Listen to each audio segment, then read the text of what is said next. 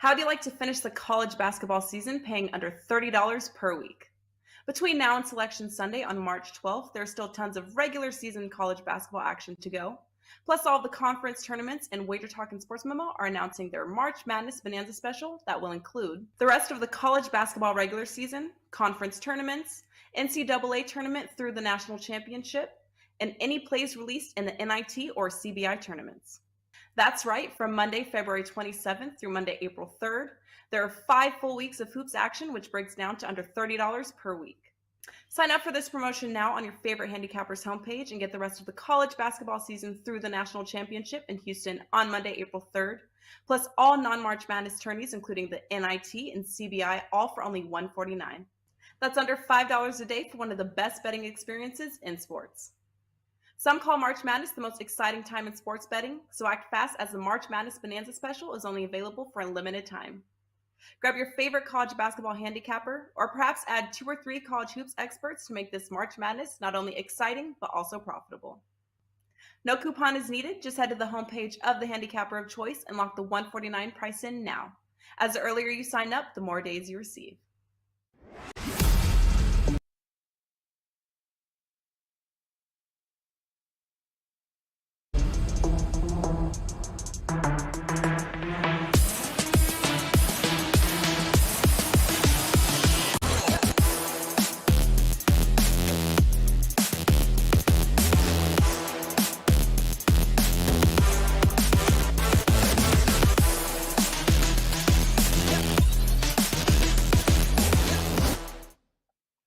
Welcome into the NBA Tip-Off Show here at WagerTalk TV. I'm Megan Payton. Alongside me today, I have the prop god Andy Lang joining us, trends master handicapper Ralph Michaels, and sports memo expert Ronald Kabang, all here to break down this NBA slate today on Thursday. We have 6 games on the slate. We're going to find some different free plays, go through these games, get some best bets, get some dogs of the day. But first, let's go around the horn and hear what our panel has going on either at WagerTalk or Sports Memo. Ronald, start us out. What do you have going on at Sports Memo? Yeah, dear, got 4 NBA plays up on the site right now. The last 2 days, I hit my best bets on each of the days. 1-0 on Monday, hit the best bet yesterday. Did take a couple losses on the smaller plays, but overall, I think I'm heading in the right direction as far as kind of finishing this NBA season strong. So hopefully, we go in the right direction and just continue going in that way. Ralph Michaels, how's your week been at wagertalk.com? I'm rocking the pin. Thank you. Doing well. Finally got off the schneid and have had a nice 10-day stretch. Number 1 at WagerTalk over the last 7 days. NBA number 1 the last 2 seasons at WagerTalk. Unfortunately, I did pass in the NBA today, but on a 17-5 NBA run. 5 college basketball plays still available, all for $19. WT.buzz/RM. Andy Lang, finish us off here. What do you have going on at wagertalk.com this week? We just put up a special for NHL and NBA props for the rest of the season on both of those. We did this last year, and post All-Star breaks in both sports, we turned 85 units. We're already at 32 units in both those sports. So after the All-Star breaks, we just really turn up the volume on the plays. They work really well for whatever reason before the playoffs and the playoffs. Work great. So it's $149 to get all of our plays in both of those sports. So coming off a night where 2 of our plays lost by the hook, that's the life of a prop bettor. Sometimes you win 2, sometimes you lose 2. Last night, 2 of them came up just short by a combined total of 1. But that's all right. Aaron Gordon got us a really solid win. So life in the NBA is pretty good for myself and clients right now. Well, let's see if we can agree or disagree with the gods this evening. The contrarian gods always like to find a way to get some value. And the contrarian play of the day is the Grizzlies plus 2.5. Golden State heads to Memphis to take on the Grizzlies. Warriors 2.5-point favorites. The total at 235.5. Tip-off at 7:30 p.m. Eastern. For the Grizzlies, still no Ja Morant dealing with those off-the-court issues. We do not know when he's going to be returning. Steven Adams also unavailable for Memphis tonight. The Grizzlies have lost 3 in a row. Meanwhile, the Warriors, though, lost 7 straight road games. Is it possible, Ralph, to back the Warriors with how bad they've been on the road this season? Sure it is, but you're never going to with my money. I mean, Golden State 7-25 straight up away. And yeah, Morant is out, but Golden State shouldn't be a favorite against anyone. As you said, 7 straight losses. Average line in that game was plus 1.4. So we're not talking you were a big road dog. Basically, the games are pick 'em. And on the season, 9-23 ATS. Now, I will say this. I went into the database. Ron uses the same database and has a lot of great information at killersports.com. Teams that are an away favorite since 2014 that have lost back-to-back games as a favorite. Remember, Golden State was a 5-point favorite at the Lakers. They lose 113-105.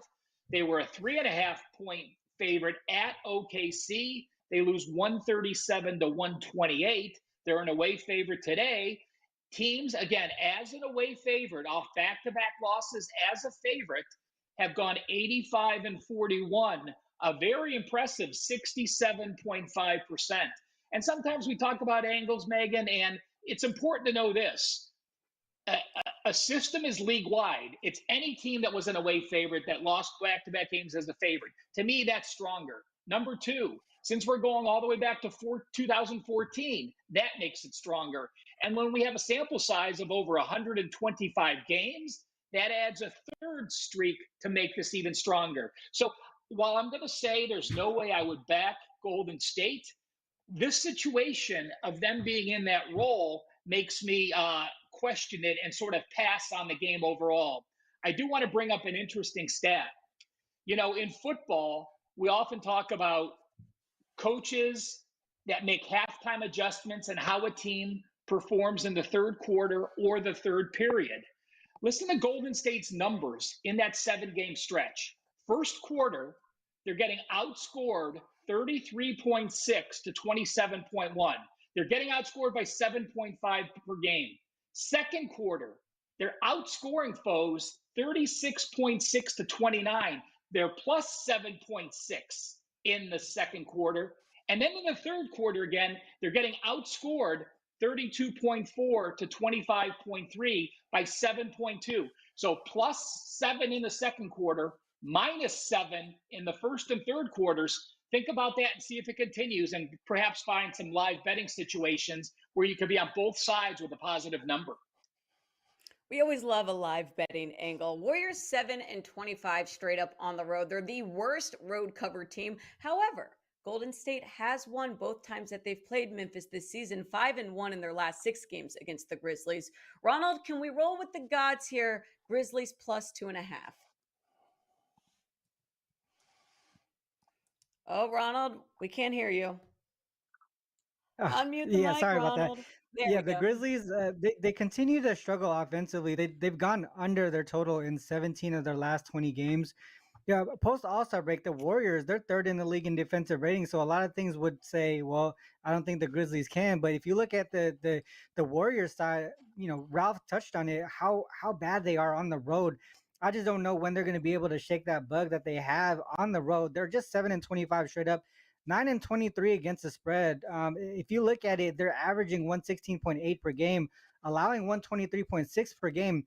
Something's going to have to go the opposite direction here, right? Someone's going to have to win in this spot. Even though we're seeing both teams here really struggling in their current situations. Last season, without Ja Morant, the Grizzlies were 21-7 straight up, 20-8 against the spread. They don't have the depth that they do that they had last season, like they compared to this season. So when I looked it up, how have they been doing without Ja this season? 4-7 straight up, 3-8 against the spread. There's no way that I can back the Grizzlies here, but I'm not gonna go ahead and get out of go out of the way and take the Warriors in this spot either. So I would stay away from this game. But I mean, contrarian gods are who they are for a reason, so it might end up happening. Grizzlies third in the West, Warriors fifth in the West. This has become a really entertaining rivalry. Draymond Green, Dylan Brooks, they're already yapping at each other back and forth, which could potentially lead to a more physical game, which would be in Memphis benefits their top in defensive rating. Andy, prop perspective here. Anything catching your eye? Yeah, absolutely. We actually lost a prop on Tyus Jones the other night. I'm going to come right back to him. He's been really good with John Morant out of the lineup. Overall, he's gone over his points, rebounds, and assists in 5 of the last 8 games. But what I love is how good he is at home. He's played 5 games without Morant on the court, and he's gone over in 4 of those. So Warriors this season, 6th most points allowed to opposing point guards with 25.8 per game. They're the worst team guarding point guards. And they, the guys have done a nice job going over the Warriors' woes on the road. So, Tyus Jones just fell just short on Tuesday for us, but this is a much better matchup to him. I love how he's been playing at home. So I'm going to go right back to Tyus Jones over his points, rebounds, and assists. I believe that number is 27.5 tonight. So let's take the over in a great matchup with him. The gods like the Grizzlies plus 2.5 tip off tonight at 7:30 p.m. Eastern. Let's move on to our featured game of the night. That is the New York Knicks at Sacramento Kings. Tip off for that one at 10 p.m. Eastern. Kings -2 at home and the total at 240. Look, the Knicks 9-game win streak finally broke on Tuesday against Charlotte. Is this a bounce back spot for the Knicks as they take on the Sacramento Kings, who are second in the West? Ronald, what is the play here? Yeah, I think you kind of called it there. This is, to me, a nice bounce back spot here. The Knicks coming off of that double digit favorite loss to the Hornets. Like you mentioned, prior to that, they did win 9 in a row. This is the first game of a 4-game Western Conference road trip, so a lot of people are going to be put off by that travel situation. But one thing that I heard in post-game interviews is teams that go from east to west, they typically get that jet lag in the second game over on the West Coast. So this is their first one. I think that they'll be okay tonight. On the opposite side, the Kings are coming off of that big 15-point win over the Pelicans on Monday. And then the other thing to mention too is that they do have the Suns and the Bucks up next for them. Possible look ahead, as this is a non-conference game with the Suns being a more important game coming up in a couple of days. From a league-wide perspective, the Kings are first in the league in offensive rating post All-Star break, while the Knicks are sixth. So they're both doing well on the offensive side of the ball. I think the biggest gap is on the defensive side of the ball, where the Knicks actually play some defense, while the Kings I believe are dead last on the defensive rating post All-Star break as well. To me, I think this is a spot where we do take the Knicks here. I know they are the dogs of +2. Yeah, I believe it opened at +4. I think they have a chance to win this one outright, in my opinion. I think one thing to mention about the Knicks is that they're sixth in offensive rating post All-Star break, and that's with Jalen Brunson out for a few of those games. Brunson creates better offensive efficiency. They have a faster pace on that side of the ball. They play with a faster pace as well. So a lot of things to me says, the line moving from 4 to 2, and also the total moving from 235 to almost 240. It's telling me that Brunson is likely to play tonight, and if he does, I really do like this the Knicks side here. The Kings, in general, they've been giving up a lot of points. They've been a strong over team as home favorites, but they also, like I said earlier, they don't play a lot of great defense, so they've been giving up a lot of points in that spot. So I would think that the Knicks do a good job of basically saying, well, we're going to come cross country. I think they're going to undervalue us in this spot and take care of business. I do think that if we look at the Kings side and the wins that they've had post All-Star break, they beat the Blazers, they beat the Clippers twice, the Thunder twice. They also beat the Pelicans, all of them kind of in bad form right now. Then they ended up losing to the Wolves too. So a lot of these wins post All-Star break, they haven't been really that convincing to me to say that they're worthy of that second spot at the current moment. The West is really open, and I think it's going to be a showdown here tonight. But I do think that the Knicks win. I think they have a chance to get that outright win. Knicks Jalen Brunson, questionable game time decision with that foot injury. His availability is significant. He leads the Knicks in assists. He's second for the team in points per game. Kings fully healthy. Andy, any props that are catching your eye for this matchup? Yeah, I was dancing around with a couple of props, and then I just remembered to go visit my old friend, the Same Game Parlay. So yes, I'm going to do a little Same Game Parlay in this one. So if you're not familiar with this, these are on the domestic books. You, for example, if you're on DraftKings, just click on the Same Game Parlay box, or it'll say SGP. Click on that. You'll see a bunch of alt lines for props and totals and everything, and you'll combine these into one play. So I really wanted to focus on Julius Randle over his rebounds.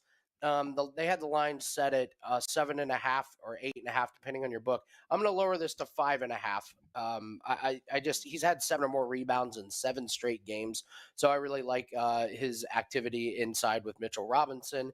And so I was looking at other things, and I noticed that the Kings last 15 games, number 1 in offensive rating, but number 28 in defensive rating. So I'm going to take the Knicks team total over 109.5 as my second part of this.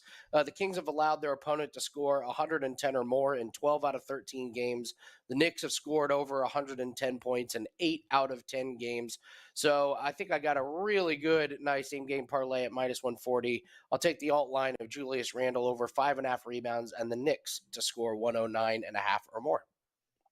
Andy coming out with the same game parlays. I'm backing that tonight. The Knicks have been really solid on the road. We can't forget about that. 20-12 straight up, 22-10 against the spread.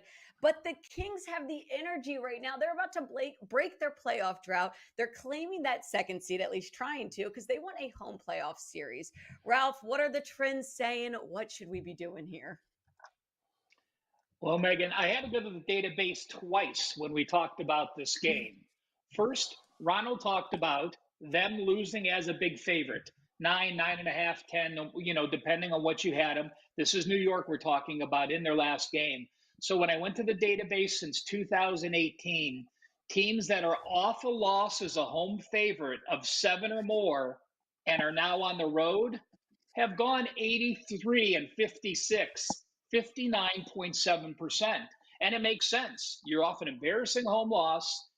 And now you're traveling, you're away from those distractions, and you've won the game 63.6% of the time in basically a pick 'em roll and covered 59.7. The other thing is I went to the database and I looked at how teams do off a loss as a home favorite after having at least 7 wins. And it's nothing, but I do want to mention it. It's important to know we don't always give you wow numbers. But we also want to educate you where you don't think someone that's been red hot and then lost as a favorite is an automatic bounce back. It's not. It's 116 wins and 114 losses. It's 50%. So we mentioned that, not that it's bettable, but again, that you don't overreact to a situation. To me, I'm going to take the better defensive team. I don't know how many NBA teams have been on the roll that Sacramento has had. In the last 7 games, they have shot 52.4% or higher in every game. That's an amazing streak to run. But as Ronald mentioned, the defensive numbers, they have allowed 54, 60, and 53.7% shooting in their last 3 games.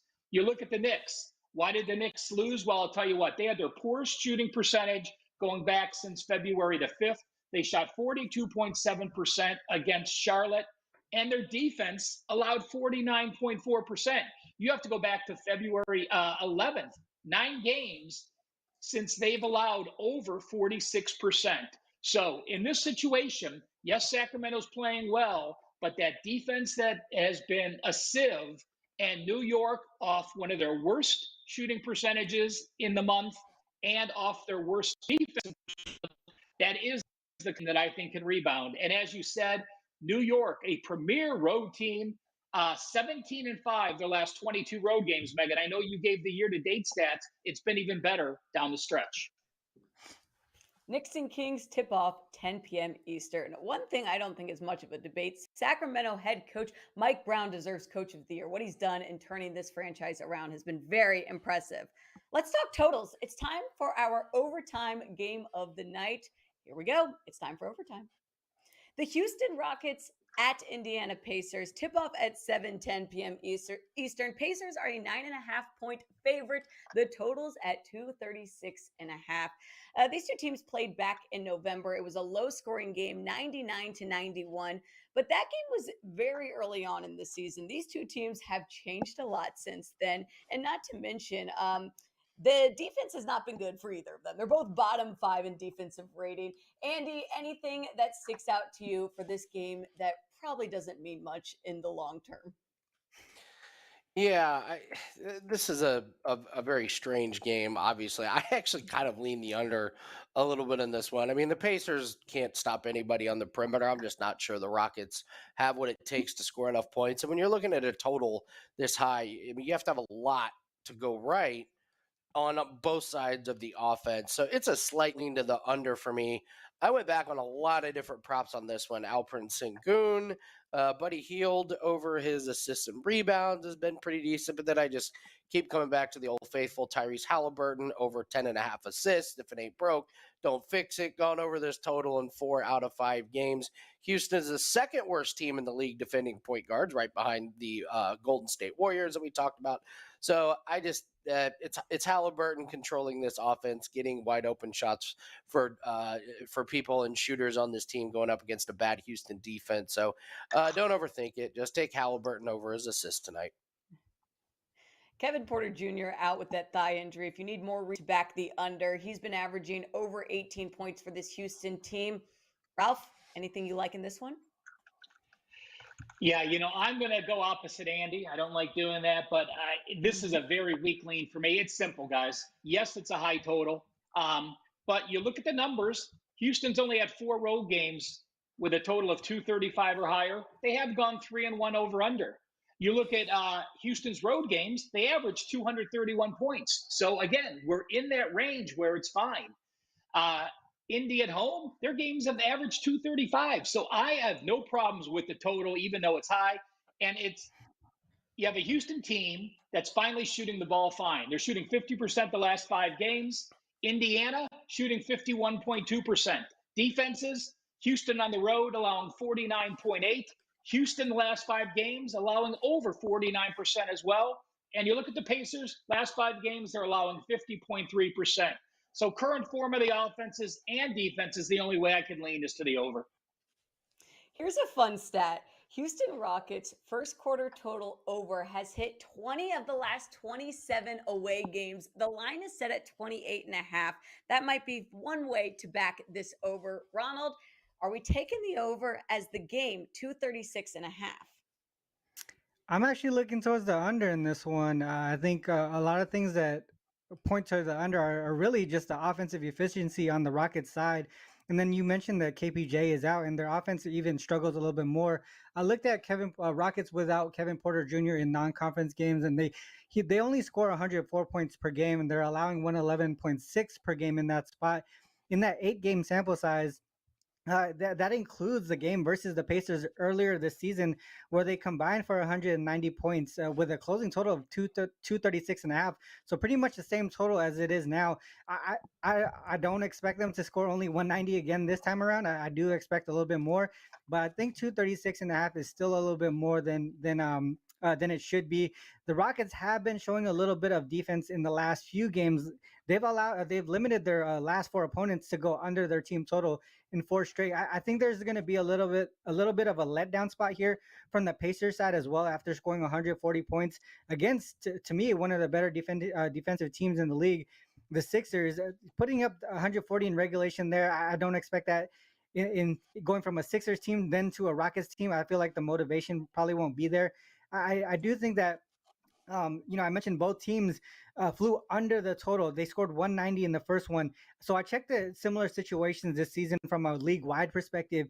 Teams are 6-0 to the under this season when their previous matchup went under the closing total by 36 or more points. The total combined score in those games is 210, almost 211. Like I said, I don't think it's going to be as low as 190 the first time around, but I still think they struggle to reach the 230 mark. So I would say the under is the way to go in this one. 236.5 is the line right now. It shifted a bit. That's our overtime game of the night. And now it's time for the dogs of the day. Let's see who's barking at us. That's my dog.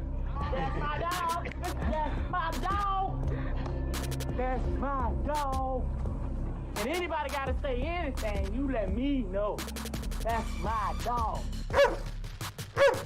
Utah, Detroit, Houston, Brooklyn, Memphis, and New York. Those are the underdogs for tonight's slate. Ralph Michaels, start us off. Any dogs barking at you tonight? Well, I'm going to make it simple. I mean, I talked about New York. I talked about the team having the better defense. I talked about a team that I like the way they're playing, and I think they can bounce back. So I'm going to take the lowest on the board. I don't like doing that. I like to give you guys some more value, but it's New York for me. Simple as that. Ronald, anything else sticking out to you? Yeah, I was looking at New York too, but we already talked about it. So, and then Ralph also already chose it. So I'm gonna go with the Jazz here. Let's look at the Jazz, and I can only look towards them because for the biggest reasons because I can't back the Magic as home favorites where they struggled all season long. They're 3-6 straight up, 2-7 against the spread as home favorites this season. If we dive deeper into that, they have been covering the larger spreads, but if you look at them as favored by 5 or less, they're 0-6 straight up and against the spread in that spot. Their opponents going over their team total in all 6 of those games.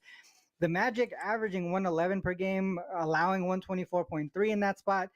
So to me, I would think that Jazz, I would back the Jazz here as dogs. I know they just announced Clarkson out, but Walker Kessler is in. So I think this is a spot here where we kind of look at them with with plus points here. Like I said, I can't back the Magic as favorites in any situation. Andy, we've got the same dog of the day, so tell the audience who you're backing as your underdog. Yeah, I like Brooklyn. I mean, this is people forget this is the number 1 versus the number 6 seed in the East. The Brooklyn Nets are in the playoffs. Yes, it's with a completely different team that got them this seed, but this is a team that has all the motivation in the world. They just came off of 3 straight wins, beating Boston. Then they beat Charlotte and Houston, but Giannis is out tonight, and the Milwaukee Bucks are 8-5 without Giannis this season, but those wins, 2 of them are Oklahoma City, 1 is Utah, 1 is Charlotte, 1 is the Pacers, 1 is the Raptors, 1 is the Magic. This is not that impressive of a winning streak for the Bucks without Giannis in there, and their defense struggles mightily in these games. I don't think they're in a position to be to blow anybody out. The Nets are sitting a couple people like Claxton's out, I believe Dinwiddie's out, and Cam Johnson, but part of the deal with the trades with Kyrie and Durant was they just got tons of depth. They tons of wing players. So having a couple people out is not going to hurt them as much. They still have Mikal Bridges, who's has the green light now to shoot. He's their number 1 option. I just I don't think this Milwaukee Bucks team is even remotely the same without Giannis. Way too many points here. Give me Brooklyn to cover. Andy, I'm kind of tempted to take the Nets straight up. I know it's a lot, plus 370. Real quick, any way that you can convince me that I'm not crazy there? No, of course you're not. Of course you're not crazy. I mean, they just give up 123 points to Orlando. Orlando's not a high-flying, high-scoring team. Their defense is just different. So, and this is as motivated as a team gets. This is a Brooklyn Nets roster that wants to prove that they belong. These are the games that they come out all fired up. This is a game that Milwaukee might overlook. So I'm with you. I think a sprinkle on the money line is not a bad idea. Let's move on to our best bet section of the day. If you're new to the NBA tip-off show, rules are simple. 60 seconds on the clock. The panel can do whatever they want in that minute, but they've got to give us a best bet, and they have to get out in time. Ronald, you are up first. Your 60 seconds begins now. Yeah, I'm looking at this Pistons-Hornets game. The Hornets have gone under in 14 of their last 16 games. Pistons, they've lost 9 in a row now, so they're just not doing well at all, period. After the All-Star break, the Hornets and the Pistons are bottom 2 in the league in offensive rating. Defensively, the Hornets somehow first in the league in defensive rating post All-Star break. From a pace standpoint, neither of them in the top 10, not even in the top 12. All that to say that the current form says this game should go under. Bojan Bogdanovic is out for the Pistons. I checked to see how they do without him. They're 0-7 straight up, 5-2 to the under, averaging 104.4 per game on that side. And obviously the Hornets without LaMelo for the remainder of the season, their pace is going to be lower. Offensive efficiency will be lower as well. So everything is pointing towards the under to me. And 10 seconds left. I'll finish you off by saying sportsmemo.com, Ronald Kabang up there. You can find lots of his stuff there, doing great handicapping work. Houston's Pistons under 225.5. Ralph Michaels, your 60 seconds starts now. Well, a reminder, guys, every day I do the WagerTalk NBA stat sheet. I post it on my Twitter at CalSportsLV. I have a best bet for that day. And I also give you the next day's stat sheet so you can start looking in advance. I'm going to go under in the Memphis and Golden State game. Now, we know Golden State's one of the worst road teams, and when they're on the road, they just don't play defense. They're 22-7 to the over. So why go under here? Well, I'm going to steal something from what Andy said. Golden State, the worst team defending point guards. Guess what? Morant is out. You look at a situation I found. A system went to the database, teams that lost as an away favorite of 2 or more, and now a line of a small dog or a favorite. Those games have gone 66% to the under. And when you look at Memphis, 12 straight unders with a total of 231 or higher under Grizzlies and Warriors. Perfect timing, right on the buzzer. Andy Lang, I assume you have a prop bet for us as your best bet. Your 60 seconds begins now. I do have a prop bet. My problem is it's like 2 sentences long. That's all I need. Okay. So I got a lot of time to kill. No, yeah, we're running the NBA NHL prop special that we mentioned earlier. $149 gets all of our NBA and NHL props for the rest of the season. And that's pretty much all we play in NHL and NBA. So post All-Star breaks last year, we were plus 85 units. We're already on a plus 32 unit run. So wanted to make sure that's available to everybody, as this is just a great time of year for us and for clients' bankroll. So I talked about the Brooklyn Nets and the Milwaukee Bucks. And when Giannis is out, you just smile and take Drew Holiday over his points, rebounds, and assists. Going back to last season, Holiday is 16-6 to the over without Giannis. And his points, rebounds, and assists is 32.5 tonight. Megan, he's had 42 or more PRA in 4 straight games without Giannis. He's going over by 10 without Giannis, so take Holiday over his PRA. With 1 second left, you guys are crushing it this week on the NBA Tip-Off Show. That's going to wrap it up. Make sure you guys go ahead and take a screenshot right now of today's picks recaps, our panel's best bets, the dogs of the day, 6 games on the slate. Lots of free plays handed out here on the NBA Tip-Off Show. Thank you all for joining us. Thanks for tuning in. We'll see you next time here at WagerTalk TV. How do you like to finish the college basketball season paying under $30 per week? Between now and Selection Sunday on March 12th, there's still tons of regular season college basketball action to go. Plus, all of the conference tournaments and WagerTalk and Sports Memo are announcing their March Madness Bonanza special that will include the rest of the college basketball regular season, conference tournaments, NCAA tournament through the national championship, and any plays released in the NIT or CBI tournaments. That's right, from Monday, February 27th through Monday, April 3rd, there are 5 full weeks of hoops action, which breaks down to under $30 per week. Sign up for this promotion now on your favorite handicappers homepage and get the rest of the college basketball season through the national championship in Houston on Monday, April 3rd, plus all non-March Madness tourneys, including the NIT and CBI, all for only $149. That's under $5 a day for one of the best betting experiences in sports. Some call March Madness the most exciting time in sports betting, so act fast as the March Madness Bonanza special is only available for a limited time. Grab your favorite college basketball handicapper, or perhaps add 2 or 3 college hoops experts to make this March Madness not only exciting, but also profitable. No coupon is needed, just head to the homepage of the handicapper of choice and lock the $149 price in now. As the earlier you sign up, the more days you receive.